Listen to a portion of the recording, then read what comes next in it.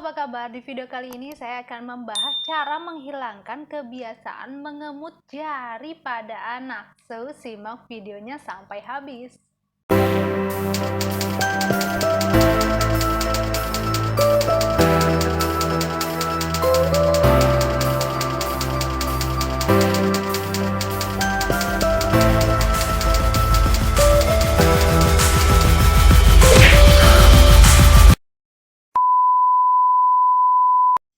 Lebih dari 75% bayi menghisap jempol di tahun-tahun pertama usia mereka.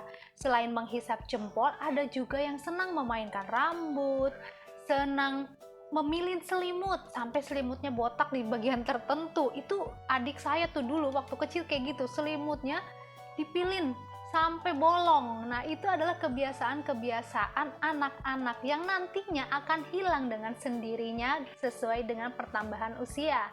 Bayi dan anak-anak mulai menghisap jari mereka sebagai alat mengeksplorasi lingkungan di sekitar mereka. Namun, ada juga anak-anak yang menjadi kecanduan ketika mereka menghisap jari, terutama jempolnya. Ada beberapa anak di usia 5-6 tahun menjadi keterusan mengemut atau menghisap jempol mereka. Dan hal seperti inilah yang perlu diatasi secara khusus karena lama-kelamaan apabila hal ini tidak dihentikan akan merusak gigi mereka. Dan efek yang timbul karena kebiasaan menghisap jempol ini tergantung pada usia anak, durasi dalam menghisap jempol, lalu kekuatan hisapannya juga. Apabila terlanjur parah, maka hal ini harus segera diatasi. Lalu bagaimana cara mengatasi kebiasaan ini? Tentu saja kebiasaan ini harus segera dihilangkan. Bagaimana caranya? Yang pertama, berikan anak pengertian dulu bahwa apabila kebiasaan ini terus dilakukan, kan tangan itu kotor, bisa menyebabkan sakit perut atau diare. Berikutnya adalah mengajak anak berkompetisi. Jadi, berikan tantangan kepada anak, misalnya dalam hari ini 1 jam tidak menghisap jempol. Nah, apabila anak berhasil melewati tantangan itu, maka berikan reward, misalnya nanti dibeliin es krim apabila berhasil tidak menghisap jempol selama 1 jam. Nah, seiring bertambahnya waktu, tambah juga tantangannya. Misalnya keesokan harinya atau minggu depannya tahan 2 jam. Begitu terus bertambah sampai lama-kelamaan kebiasaan menghisap jempol hilang dengan sendirinya. Berikutnya adalah oleskan sesuatu ke jempol anak. Pastikan hal itu tidak berbahaya ya. Contohnya mengoleskan brotowali. Kan tuh rasanya pahit ya, nanti anak akan kapok dan tidak akan menghisap jempolnya lagi. Dan ketika parents mengoleskan brotowali itu, jangan sampai anak keadaan tahu.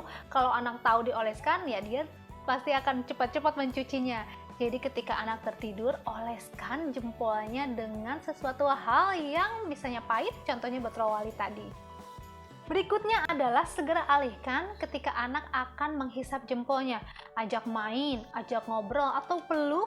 Nah, itu bisa mengalihkan dia. Nah, ketika anak lupa menghisap jempolnya, ingatkan dengan lembut. Jangan memarahi, jangan mengkritik, apalagi menertawakannya. Apabila semua sudah dilakukan parents, namun ternyata anak belum juga hilang kebiasaan menghisap jempol, maka ajak anak berkonsultasi ke dokter gigi. Karena ada beberapa anak yang lebih percaya apabila dokter yang berbicara, apalagi jika dokternya bisa menyampaikannya dengan baik. Tentu itu akan lebih efektif, apalagi kalau dokternya itu biasanya punya cara menenangkan dan menjelaskan kenapa tidak boleh menghisap jempolnya. Salah satunya adalah nanti dapat merusak gigi, misalnya giginya jadi tonggos, dan itu juga kan jadi mengganggu dalam mengunyah makanan. Yang terakhir, jika semua sudah dilakukan, konsultasi pun sudah dikerjakan, namun anak belum bisa menghilangkan kebiasaan buruknya, maka harus dipasang alat khusus supaya anak menghentikan kebiasaannya itu. Namanya alat ortodontik. Jadi, alat ini menjadikan ketika jari dihisap, jarinya menjadi tidak nyaman. Nah, itulah yang nanti akan membuat anak berhenti menghisap jempolnya. Oke parents, itulah informasi yang bisa saya sampaikan. Semoga bermanfaat. Ketika anak ada pada fasenya menghisap jempol atau memasukkan benda-benda ke dalam mulutnya, itu jangan dilarang.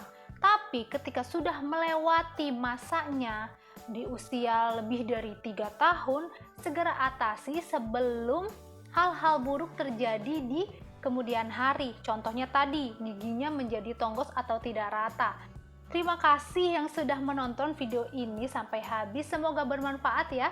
Jangan lupa untuk di like, di komen, and di share ke media sosial yang parents punya. So, yang sekarang lagi nonton tapi belum subscribe, segera subscribe, oke? Agar channel ini dapat terus berkembang. Sampai jumpa di video-video selanjutnya. Wassalamualaikum warahmatullahi wabarakatuh.